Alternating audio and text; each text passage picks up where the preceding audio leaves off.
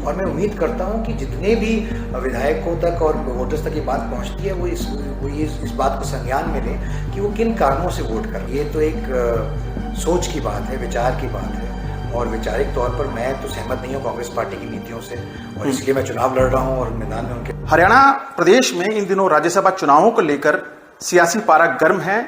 हर रोज कुछ ना कुछ नया इन राज्यसभा चुनावों में देखने को मिल रहा है। सियासी गलियारों में या राजनीतिक दलों के अंदर खलबली का माहौल है। इस वक्त हमारे साथ बात करने के लिए कार्तिकेय शर्मा जी हैं, जिन्होंने निर्दलीय प्रत्याशी के तौर पर राज्यसभा से नामांकन किया है। इनसे जानने की कोशिश करेंगे कि सर, दिनों दिन पारा गर्म होता जा रहा है। खासतौर पर कांग्रेस की मैं बात करना चाहूंगा। विधायकों को छत्तीसगढ़ में शिफ्ट कर दिया गया है। आप कहां देखते हैं इस पारी में खुद को? मैं तो ये कहूँगा कि ऐसा लोकतंत्र में होना नहीं चाहिए। ये विडंबना है कि ऐसा लोकतंत्र में हो रहा है। बाकी तो कांग्रेस पार्टी बताएगी कि उनको ऐसा क्यों करना पड़ा, लेकिन मैं सिर्फ इतना कहना चाहूँगा कि हर आदमी जो चुनाव लड़ रहा है उसको हक है कि वो अपनी बात अपने वोटर्स तक रखे, अपनी सोच रखे, अपनी बात उन तक पहुँचा सके, और मुद्दों के ऊपर और सोच के ऊपर, विचारों के ऊपर लोग अपना फैसला करें वो किसको वोट देना चाहते हैं, कहाँ वोट देना चाहते हैं, ना कि क्योंकि किसी और व्यक्ति विशेष ने उनको कहा है या उनको ऐसा निर्देश मिला है कि उनको वहाँ वोट देनी है।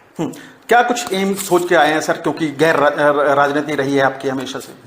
जी देखिए, मैं तो इतना कहूँगा कि मैं राजनीति में सक्रिय नहीं था, और मैंने 31 तारीख को जब अपना नामांकन भरा तो उसके बाद मैं सक्रिय हुआ हूँ। ये सही है कि मेरा परिवार एक राजनीतिक पृष्ठभूमि से आता है, और मेरे पिताजी ने 8 साल पहले कांग्रेस पार्टी छोड़ दी थी, और मैं किसी भी पॉलिटिकल पार्टी से नहीं जुड़ा हुआ था। मैं अपना काम करता था मीडिया का और स्पोर्ट्स का और एजुकेशन का और हेल्थ केयर का, सामाजिक काम करता था। तो मैं जो भी मेरा अनुभव है उसको यूज़ करते हुए मुझे लगा कि अब सही समय है कि मैं अपने राज्य के लिए, अपने लोगों के लिए कुछ कर सकूं, और उनकी बात राज्यसभा में अच्छे से उठा सकूं, उनके मुद्दे रख सकूं, और उनका रिप्रेजेंटेशन राज्यसभा में कर सकूं। जेजेपी ने आपको समर्थन देने की बात कही है, दूसरे राजनीतिक दलों के कुछ नेता भी समर्थन देने की बात कर रहे हैं। क्या कुछ कहेंगे सर इसको लेकर?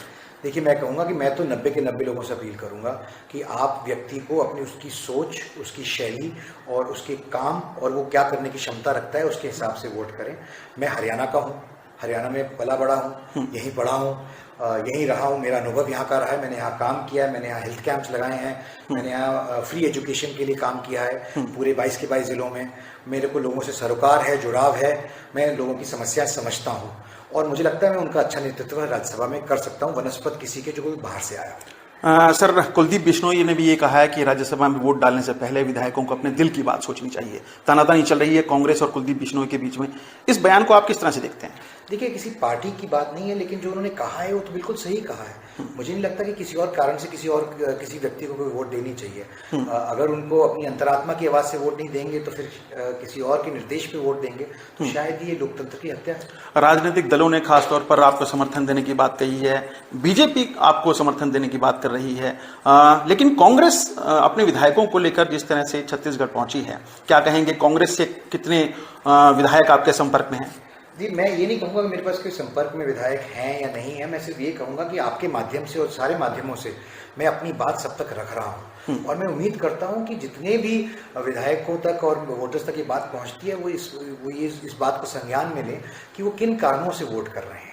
लोकतंत्र में हर आदमी को हक है अपनी बात रखने का, खासकर अपने वोटरों तक। ये भी कहा जा रहा है कि इस बार की राज्यसभा की सीट की चाबी जो है वो भूपेंद्र सिंह हुड्डा के हाथ में है, और आपके परिवार से उनके काफी अच्छे संबंध रहे हैं। क्या लगता है कि आपको समर्थन मिलेगा भूपेंद्र सिंह हुड्डा परिवार की तरफ से, कांग्रेस विधायकों की तरफ से? देखिए, ये तो एक सोच की बात है, विचार की बात है, और वैचारिक तौर पर मैं तो सहमत नहीं हूँ कांग्रेस पार्टी की नीतियों से, और इसलिए मैं चुनाव लड़ रहा हूँ और मैदान में उनके खिलाफ खड़ा हुआ हूँ। और मुझे नहीं लगता है कि वो कांग्रेस पार्टी की जो नीतियाँ हैं वो लोगों के हक की फैसले के हिसाब से ली जा रही हैं, वो थोपी जाती हैं।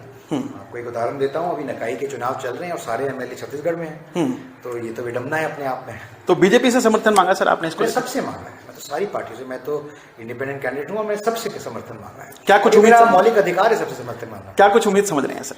जीतेंगे, 10 तारीख को जब वोटिंग होगी जरूर जीतेंगे।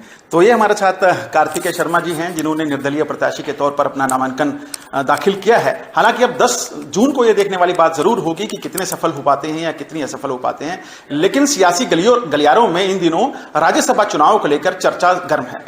कैमरामैन जितेंद्र शर्मा के साथ नीरज वशिष्ठ, गुरुग्राम, हरियाणा तक।